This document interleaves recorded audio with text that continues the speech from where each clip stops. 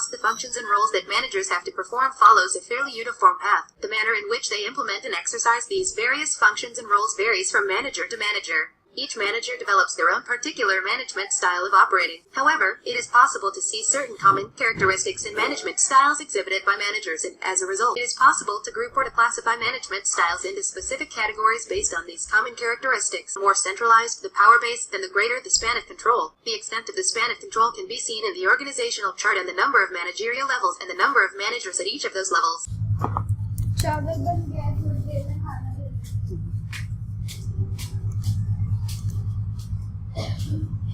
This characteristic relates to the distribution of power and authority within the organization. Whether it is highly centralized and administered by a single or a small number of managers, or if it is highly decentralized and administered by a large number of managers. The span of control, the number of employees and tasks that the manager has responsibility for, is linked to this characteristic. The more centralized the power base, then the greater the span of control. The extent of the span of control can be seen in the organizational chart and the number of managerial levels and the number of managers at each of those levels. This characteristic relates to the extent to which the manager is task-oriented as opposed to employee-oriented. That is, what the manager sees as their core priority or responsibility. This characteristic is used to categorize managers according to the priority they place on getting the job done at any cost, as opposed to taking into account the impact that the tasks may have on them. This characteristic also looks at the extent to which the manager rewards individual employees, as opposed to groups or teams of employees. It also rewards not only the output of employees but also their input into the processes.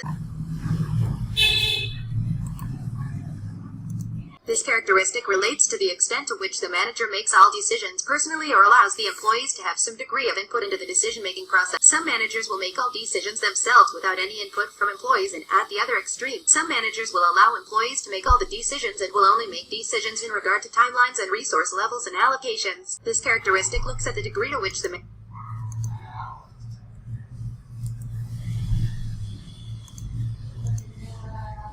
adopts a caring attitude and is concerned with both professional and personal development.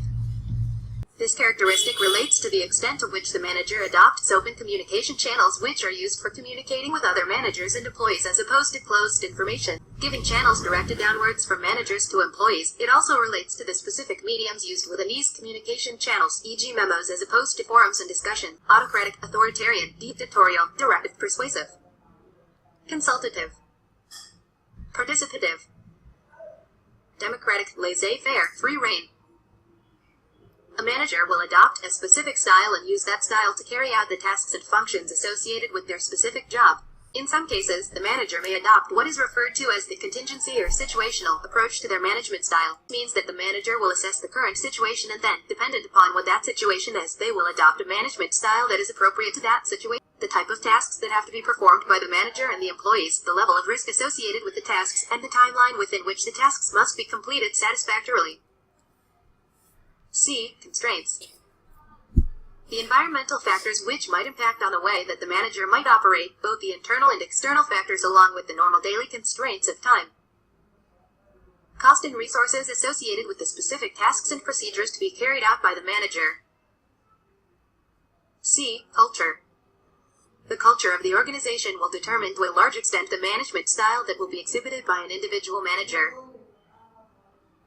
Organizations tend, in the main, to employ like people and, therefore, managers will tend to exhibit similar management style except where the organization is based on a diversity of its personnel and managers. The management style adopted will need to enable the organization to achieve its long-term objectives as set out in the vision or mission statement. We can now look at each management style in turn and discuss the characteristics exhibited by each and then assess the relative strengths and weaknesses of each management style. The management styles may be thought of as being on a continuous line with the autocratic on the extreme right and the democratic on the extreme left. Autocratic management style. Autocratic, authoritarian, dictatorial, directive, persuasive. The characteristics exhibited by this management style include: this management style is highly centralized with all power and authority invested in one or a small number of managers. There is little or no delegation of tasks to employees and all responsibility remains with the manager. The span of control is broad with the manager in charge of a significant number of employees. The manager exhibiting this management style is totally task-oriented and no concessions or considerations are given to employees during the time when the task needs to be performed. The wage is used by management as the only incentive or reward to employees to perform their tasks.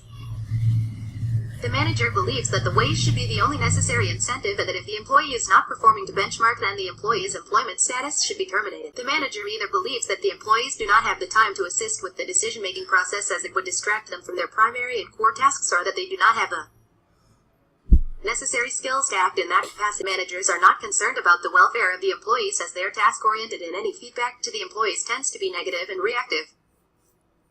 The managers are concerned with ensuring that the employees perform the tasks at hand and not what their career path may be and how to assist them to achieve. There is little or no encouragement of input or feedback from employees to managers, and any initiation of communication comes from the managers only. Communication tends to be in memo style. This management style is still highly centralized, but there are committees formed which are delegated the task of putting their comments and thoughts to management before any decision-making by management takes place. Decision-making remains the function of management, but others in the organization are asked for their opinions and thoughts even though they may be ignored by management. Formal, one-way lines of communication where individuals tend to rely on the formal authority associated with their positions to accomplish their goals and objectives. Participative management style. Participative. The characteristics exhibited by this management style include decentralization of power and authority with high levels of delegation of tasks and decision-making. The span of control is not as broad as in the autocratic style, and teams are formed and made accountable to management and given responsibility for specific tasks. There is a priority towards employee orientation in this style. When and how the employees go about the tasks and the impact that the tasks have on employees is considered. Non-material incentives and motivators are used by management to increase employee performance and to improve productivity levels. Decision-making is in the hands of teams of employees with representation from management on these teams. A holistic approach and attitude towards employees is adopted by management. Both personal and professional development training is provided by management. Faith and trust are evident in the relationships that develop between management and employees. A greater sense of ownership is apparent, and employees are prepared to contribute more to the performance of the organization rather than simply pursuing their own self-interest. Communication executed by this management style is fairly informal, two-way with constant feedback from both management and from employees. A greater emphasis on verbal communication mediums adopted. Democratic, laissez-faire, free rein. The characteristics exhibited by this management style include highly decentralized organizational structure with narrow spans of control. Total delegation of tasks and decision-making to teams of employees except with respect to budget and resource allocation and levels to the teams, and the timelines for completion of tasks. Total emphasis on employees and their role and place in the organization. Tasks must still be completed, but the emphasis is on employees. Management has faith that the employees will successfully complete the tasks within the designated timeline. Decisions are left entirely in the hands of employees except for resource and timeline decisions.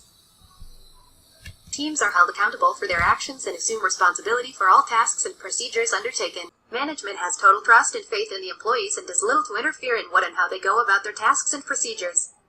Supervision and monitoring are at a minimum when this management style is adopted. Communication channels used in this management style are mainly bottom-up, informal with feedback from both management and employees.